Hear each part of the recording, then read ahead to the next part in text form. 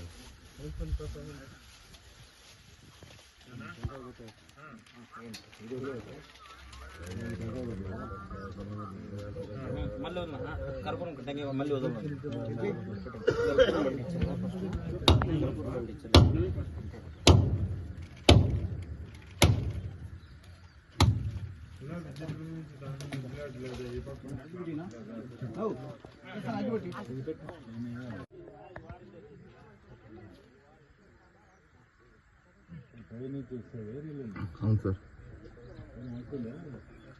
నాగమంగళం నుంచి వంక సార్. ఇది నాగమంగళం నుంచి ఇడికి వస్తాయి సార్. నాగమంగళం కట్ అయిపోయింది సార్. కట్టది